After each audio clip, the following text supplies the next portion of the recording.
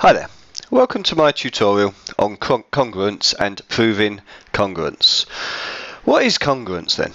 Well, if we have a look at these first two triangles here, these triangles have all of the same angles, 70, 70 and 40, 40, 70 and 70, but they are different sizes. I can't lay one triangle exactly on top of the other one so it lies exactly the same shape.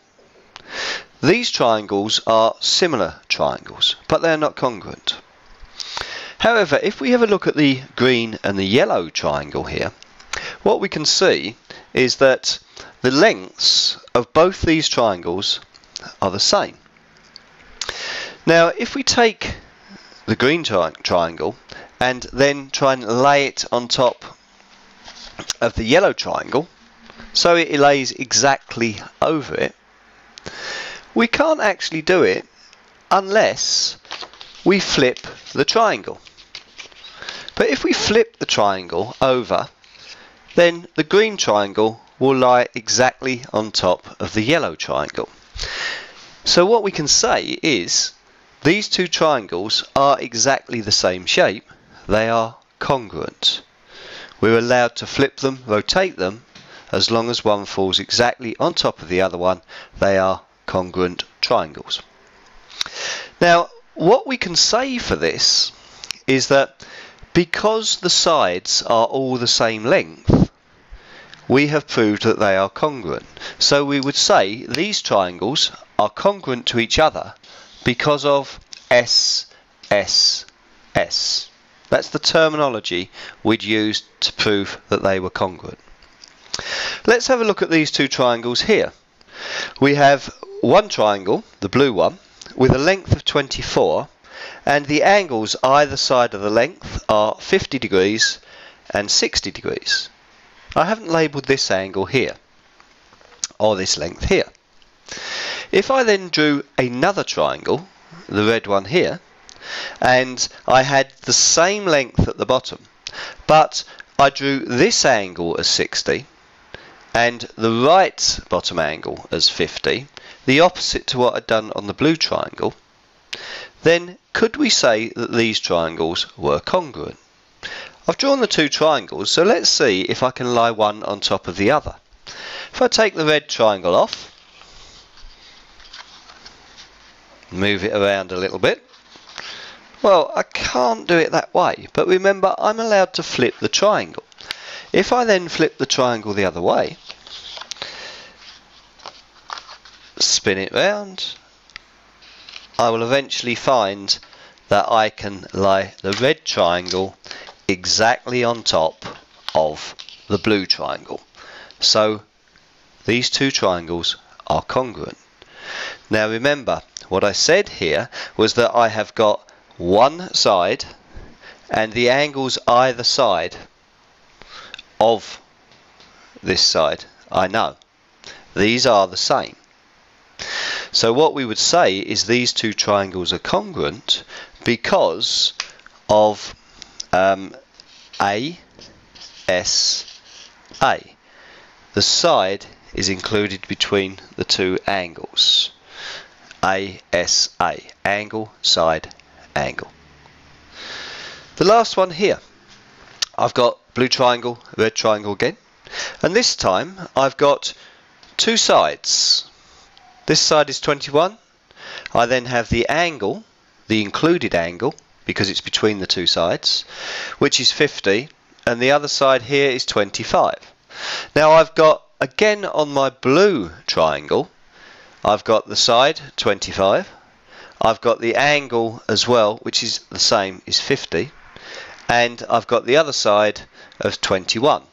So I have two sides the same and an angle the same. Can I show that these are congruent? Well, let's take my blue triangle off and let's try and lie it on top of my red triangle. Doesn't fit that way, but let's flip it over and let's see if it fits this way. There we go. It lies exactly on top of the red triangle, so these two triangles are also congruent. They're congruent this time because we have two sides and an included angle. So this time we'd say they're congruent because of side, angle, side, or SAS. So as we can see, there's three different ways here that we can prove congruency. Side, side, side, when the sides of both the triangles are the same. Angle, side, angle, where you have two angles and an included side, the side between the two angles, and they're the same on both triangles. Or side, angle, side, where we have two sides and an included angle. The angle is between the two sides. If those are the same on the two triangles, they're congruent as well. Three ways of proving it. There is one last way of showing that two triangles are congruent. If we have two sides and we know that it's a right angle triangle, then we can prove congruence this way. We know by Pythagoras that if we do 6 squared plus 8 squared, we're going to get the answer to the remaining side squared. So 36 plus 64 is going to give us 100. If we find the square root of 100, we're going to work out the remaining side. Now clearly the sides are labelled slightly differently on this triangle, but if we flipped the triangle over, we'd have 8 there and 6 up the side there. Because we know it's a right angle, we could use Pythagoras again to help us work out that this side would be 10. So here we've got three sides the same, which if we look back at the first way I showed you how to prove congruence, side, side, side is a way of proving that two triangles are congruent. But without knowing that, as long as we've got two sides and a right angle, we could say the triangles are congruent, and we say because of RHS. To finish this tutorial, I want to look at two examples of proving congruent triangles. Let's have a look at the first example here. I'm given an isosceles triangle. I know that because these two sides are the same. From that I also know that these two angles here must be the same, and these two lengths here must be the same. So what I need to say in order to prove this is I need to make some key points here.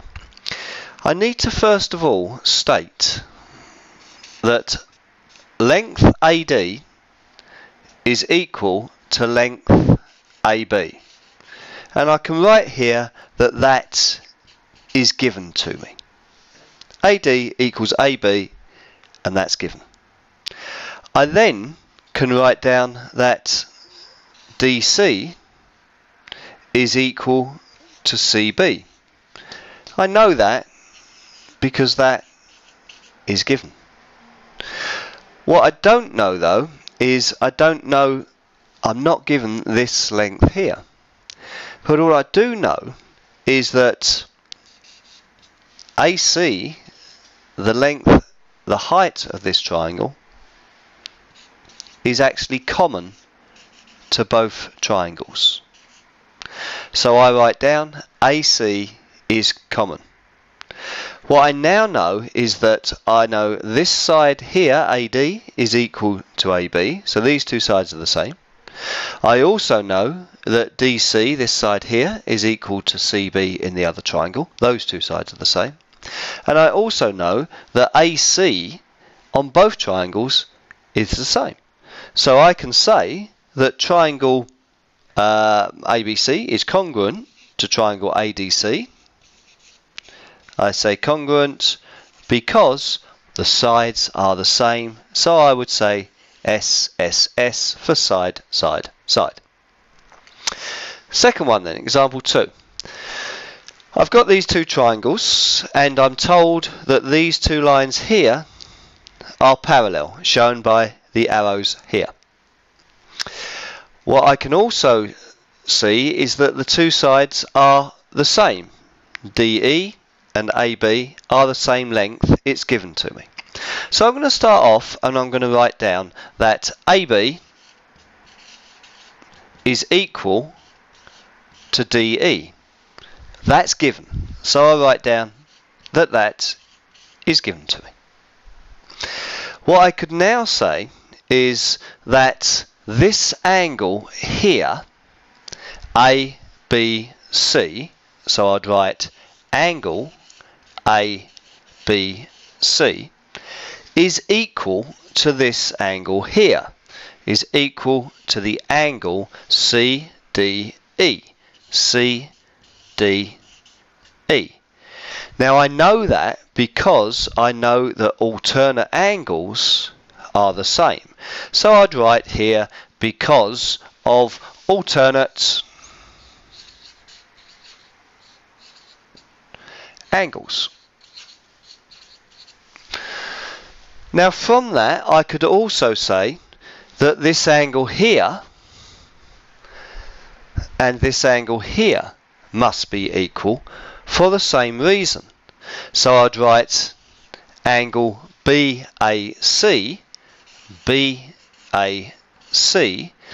is equal to angle CED. CED, again because of alternate angles. Now what I need to have a look at what I know. I know one side, this side here, and I also know these two angles here, and I know that as well in my second triangle. So I can say that these two triangles are congruent, and that's because I know angle, side, angle. The side is the included side. So congruent because of angle, side, and angle.